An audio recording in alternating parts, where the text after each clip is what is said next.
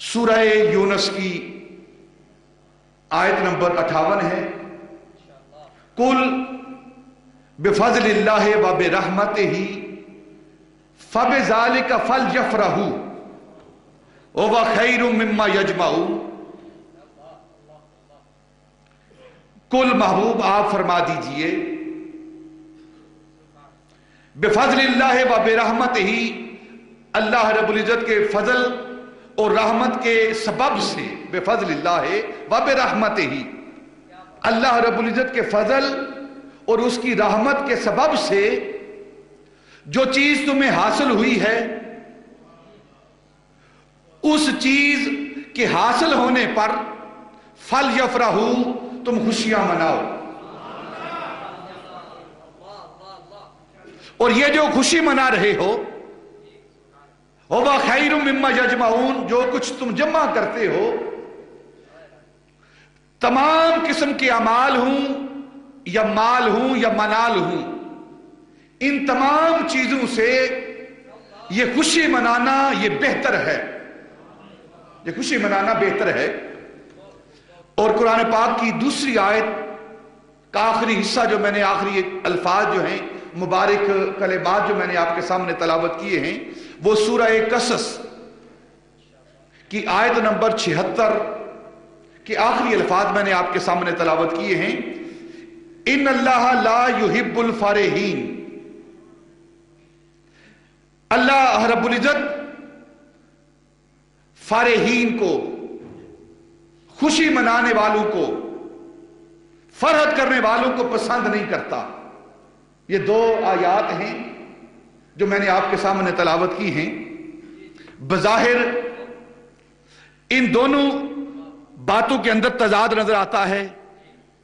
एक आयत के अंदर अल्लाह रब्बुल इज्जत फरमा रहा है कि तुम खुशियां मनाओ, फल यफरहू, खुशियां मनाओ। और दूसरी आयत के अंदर अल्लाह रब्बुल इज्जत कुरान में बयान कर रहा है कि जो खुशियां मनाते हैं अल्लाह उन्हें पसंद नहीं करता। दोनों बातों के अंदर, दोनों आयात के अंदर तारुज़ है, दोनों आयात के अंदर मुख्तलिफ बातें हैं, एक बात दूसरे के खिलाफ है। और ये अल्लाह रब्बुल इज्जत के कलाम के मुनाफी है। ये बात, अल्लाह रब्बुल इज्जत का कलाम आपस में तजाद और तारुज़ से पाक है।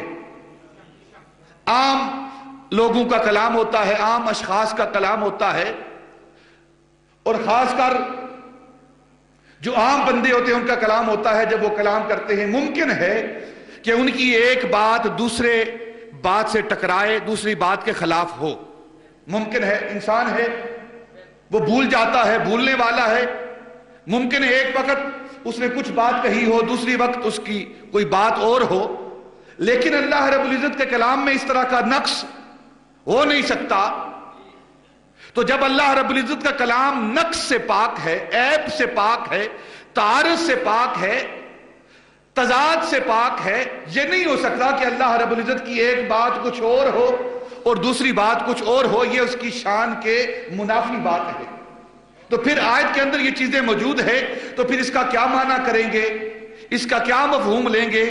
तो इस मफहूम को जानने के लिए हम उलमा की बारगाह में बैठे, औलिया की बारगाह में बैठे, जो नबी पाक सल्लल्लाहु अलैहि वसल्लम के गुलाम हैं उनके पास बैठे, जो नूर नबुव्वत और नबी पाक सल्लल्लाहु अलैहि वसल्लम की मोहब्बत लेकर कुरान को समझते हैं, अल्लाह रब्बुल इज्जत के कलाम को समझते हैं, उनकी बारगाहों में बैठकर जब हम कुरान को समझने की कोशिश करेंगे तो कुरान हमें समझ आ जाएगा। इन अल्लाह ला युहिब्बुल फारिहीन, अल्लाह रब्बुल इज्जत फारिहीन को पसंद नहीं करता। अगर इस आयात के पिछले अल्फाज को पढ़ा जाए, पिछला मफहूम सामने रखा जाए, तो बात हो रही है कारून की। कारून के बहुत खजाने हैं। मूसा अलैहिस्सलाम की कौम का एक शख्स है कारून, जिसने बगावत की है। कुरान बयान कर रहा है। सूरह कसस की इस आयत का मुताला करें तो कारून के खजाने ज़रबुल मिसल हैं। हर बंदा उसकी मिसाल देता है कि कारून के खजाने हैं, बड़े खजाने हैं, बड़ा माल दौलत है उसके पास।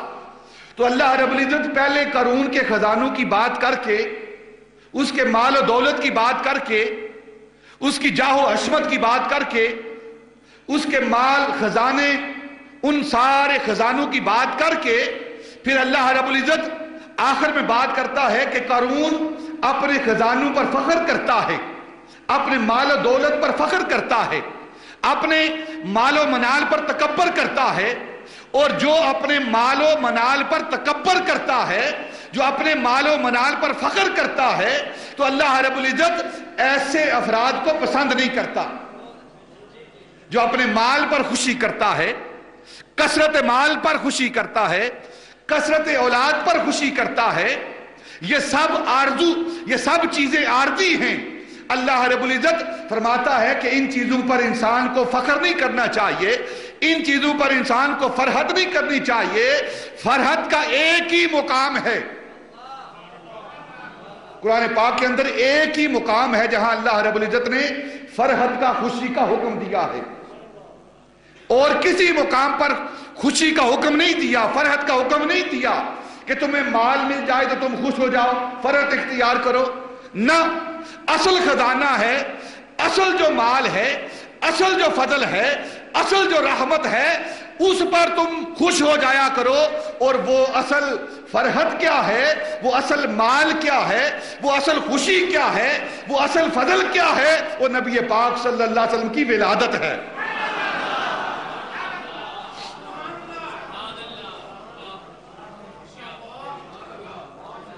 کل بفضل اللہ وبرحمتہ، اگر تم نے خوشی کرنی ہے، فرحت کرنی ہے، تو پھر اللہ رب العزت فَلْيَفْرَحُوا کا حکم دے رہا ہے، یعنی دنیا کے مال و منال پر تم خوشی کا اظہار نہ کرو، یہ تو عارضی چیزیں ہیں، ختم ہونے والی چیزیں ہیں، یہ تو ختم ہونے والی چیزیں ہیں، ایک دن فنا ہو جائیں گی۔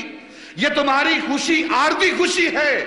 اگر تم نے خوشی کا اظہار کرنا ہے، فرحت کا اظہار کرنا ہے، تو پھر جو دائمی خوشی ہے، جو نہ ختم ہونے والی خوشی ہے، اس خوشی پر، اس فضل پر، اس رحمت پر اظہار کیا کرو خوشی کا۔ اور وہ کیا ہے؟ وہ اللہ رب العزت کا محبوب، اس کا میلاد ہے۔ کل حکم دیا جا رہا ہے، یہ حکم کسے دیا جا رہا ہے؟ محبوب آپ فرما دیجئے، کن لوگوں کو فرما دیجئے؟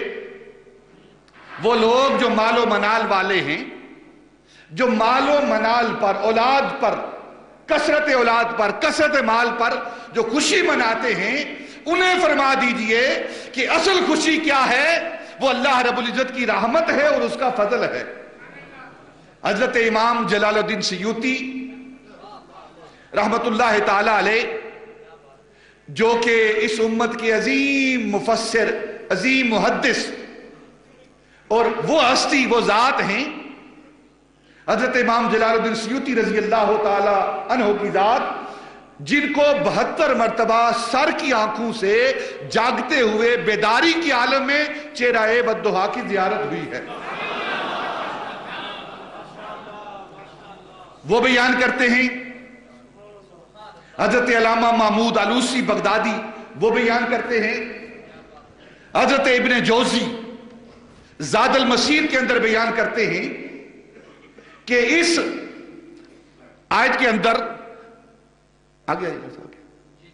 اس آیت کے اندر جو اللہ رب العزت نے فضل اور رحمت کی بات کی ہے، اس فضل اور رحمت سے مراد کون سی ہستی ہے، کون سی ذات ہے؟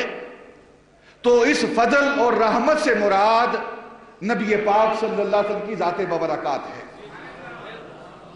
کہ جب تمہیں